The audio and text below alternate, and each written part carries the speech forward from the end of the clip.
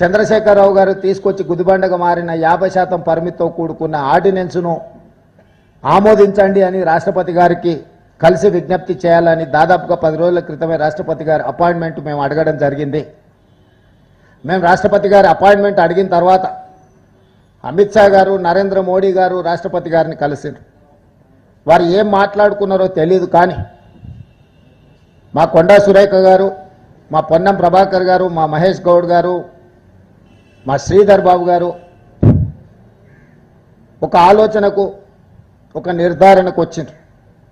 రాష్ట్రపతి గారు మాకు అపాయింట్మెంట్ ఇచ్చి మేము కలిసి చేసే విజ్ఞప్తులు వింటే ఓబీసీలకు విద్యా ఉద్యోగ అవకాశాల్లోనే కాదు, స్థానిక సంస్థల్లో 42% రిజర్వేషన్లు ఇవ్వాల్సిన తప్పని పరిస్థితి ఏర్పడుతుంది. కాబట్టి అసలు తెలంగాణ రాష్ట్ర ప్రభుత్వానికి ముఖ్యమంత్రి గారి నేతృత్వంలో కలిసి ఒక విజ్ఞాపన పత్రాన్ని ఇచ్చి మా పెండింగ్ బిల్లుల అంశాన్ని తేల్చమని ఏదైతే అడుగుతున్నామో, మాకు అపాయింట్మెంటే రాకుండా కేంద్ర ప్రభుత్వం, నరేంద్ర మోడీ గారు, అమిత్ షా గారు అడ్డుకున్నారని ఒక నిర్ధారణకు మా మంత్రివర్గ సహచరులు, మా పార్టీ అధ్యక్షుడు వచ్చిండ్రు. అందుకే ఈరోజు 6-7 తారీఖుల్లో ఎప్పుడిచ్చినా మేము మిమ్మల్ని కలుస్తాము, ఢిల్లీలో మీకు అందుబాటులో ఉంటాము అని చెప్పి రాష్ట్రపతి గారికి మేము తెలియజేయడం జరిగింది. అందుకే ఇప్పటి వరకు నిన్న నిరసన కానీ దాదాపుగా 5, 6, 7 తారీఖుల్లో తెలంగాణ రాష్ట్రం మొత్తం కదిలి ఇక్కడికి వచ్చింది. ప్రజాప్రతినిధులు, ప్రభుత్వం మొత్తం ఢిల్లీకే వచ్చింది. మంత్రివర్గం మొత్తం ఢిల్లీలోనే రాష్ట్రపతి గారి అపాయింట్మెంట్ కోసం ఎదురు చూస్తున్నాము. దురదృష్టవశాత్తు రాష్ట్రపతి గారి అపాయింట్మెంట్ మాకు దొరకలేదు. ఇది శోచనీయము, ఇది బాధాకరము, ఇది తెలంగాణ ప్రజలకు అవమానకరము. బలహీన వర్గాల హక్కులను కాలరాయడానికి భారతీయ జనతా పార్టీ మొదటి నుంచి ఇప్పటి వరకు కుట్రలు చేస్తూనే వస్తుంది. ఆనాడు మీకు తెలుసు, మండల్ కమిషన్ నియమించినప్పుడు, మండల్ కమిషన్ ద్వారా ఓబీసీలకు న్యాయం చేయాలనుకున్నప్పుడు కమండల్ కమిషన్ను తీసుకొచ్చి రథయాత్ర పేరు మీద దేశంలో ఉద్రిక్త పరిస్థితులను కల్పించి ఆనాటి మండల్ కమిషన్ అమలును అడ్డుకున్నది భారతీయ జనతా పార్టీ.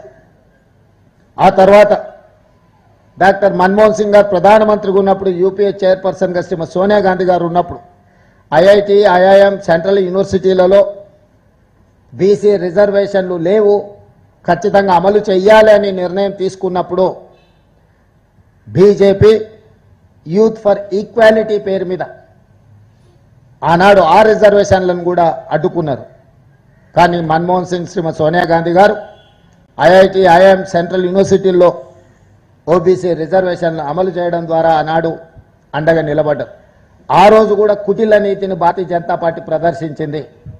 ఈనాడు మేము మొదలుపెట్టిన ఓబీసీ రిజర్వేషన్ల పెంపును 42% ఎట్లయినా అడ్డుకోవాలి అని బీసీ ద్రోహులుగా ఉన్న బీజేపీ ఈరోజు ముస్లింలకు స్థానిక సంస్థలలో రిజర్వేషన్లు ఇస్తున్నారని ఒక వితండవాదం చేస్తున్నారు. మేము పంపించిన బిల్లులను మీరు చూడండి, ఎక్కడైనా ఏదైనా మతానికో ఏదైనా కులానికో ప్రత్యేకమైన రిజర్వేషన్ ఉన్నదా? స్థానిక సంస్థల్లో 42% ఎన్ బ్లాక్గా ఎస్సీ రిజర్వేషన్లు కానీ, ఎస్టీ రిజర్వేషన్లు కానీ, ఓబీసీ రిజర్వేషన్లు కానీ ఎన్ బ్లాక్గా కేటాయించడం జరుగుద్ది. కులాలు, ఉపకులాల పేరు మీద రిజర్వేషన్లు ఎక్కడా లేవు, ఇప్పటి వరకు అమలు జరగలేదు.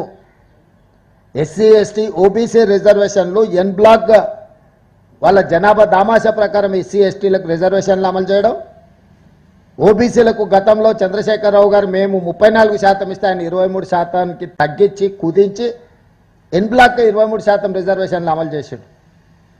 ఈరోజు యాజ్ ఇట్ ఈస్గా 42% ఎన్ బ్లాక్ రిజర్వేషన్లు ఇవ్వాలి ఓబీసీలకు అని మాత్రమే చట్టంలో ఉంది.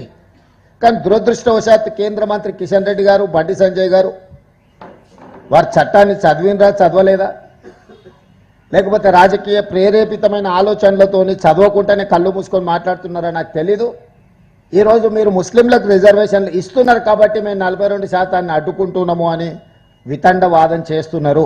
అందుకే నేను సూటిగా అడిగిన, 2017లో రాజస్థాన్ నుంచి ఒక అబ్దుల్ సత్తార్ అని యూపీఎస్సీలో ఒక వెనుకబడిన ముస్లిం జాతి అయినా ఓబీసీ రిజర్వేషన్లో ఐఏఎస్ సాధించిండు. అదేవిధంగా 1971 నుంచి నూర్ బాషా కానీ దూదేకుల కానీ ఇతర వివిధ వృత్తులను చేపట్టే ముస్లింలకు చట్టంలోనే రిజర్వేషన్లు ఉన్నాయి. ఆ రిజర్వేషన్లు మహారాష్ట్రలో ఆర్ఎస్ఎస్ కేంద్ర కార్యాలయం ఉన్న మహారాష్ట్రలో ఉన్నాయి, నరేంద్ర మోడీ జన్మించిన గుజరాత్లో ఉన్నాయి, నరేంద్ర మోడీ ప్రాతినిధ్యం వహిస్తున్న ఉత్తరప్రదేశ్లో ఉన్నాయి. మీ రాష్ట్ర ప్రభుత్వాలు ఉండి మీరే కేంద్రంలో ఉండి మీరు మహారాష్ట్రలో ఓబీసీ రిజర్వేషన్లలో ముస్లింలకు అనుమతిస్తారు, గుజరాత్లో ఓబీసీ రిజర్వేషన్లలో ముస్లింలకు అనుమతిస్తారు, ఉత్తరప్రదేశ్ ఓబీసీ రిజర్వేషన్లలో ముస్లింలకు అనుమతిస్తారు. నరేంద్ర మోడీ గారు ఒక అడుగు ముందుకేసి ఆయన ఇంటర్వ్యూలోనే చెప్పాడు, నేను ముఖ్యమంత్రి అయిన తర్వాత గుజరాత్లో రిజర్వేషన్లు పెంచడమే కాదు ముస్లింలకు బీసీ రిజర్వేషన్లు ఇచ్చిన నేను అని నరేంద్ర మోడీ గారు స్వయంగా చెప్పారు. ఇంత స్పష్టంగా వెనుకబాటు ప్రాతిపదికన సామాజిక ఆర్థిక వెనుకబాటు ఆధారంగా రిజర్వేషన్లు నిర్ణయింపబడతాయి, మతాల ప్రాతిపదికన రిజర్వేషన్లు రాజ్యాంగంలోనే లేదు, మేము అలాంటి రిజర్వేషన్లు చేయలేదు అని మేము చెప్తుంటే లేదు లేదు లేదు మీరు ముస్లింలకు రిజర్వేషన్లు ఇస్తున్నాం కాబట్టి మేము అడ్డుకుంటున్నాం అంటారు. ఓబీసీలు అంత అమాయకులేం కాదు, వాళ్ళు చట్టం చదువుకురు, వాళ్ళు జడ్జులైనరు, వాళ్ళు న్యాయవాదులైనరు, వాళ్ళకు సామాజిక స్పృహ ఉన్నది. ఈ ఓబీసీ రిజర్వేషన్లు పెంచాలని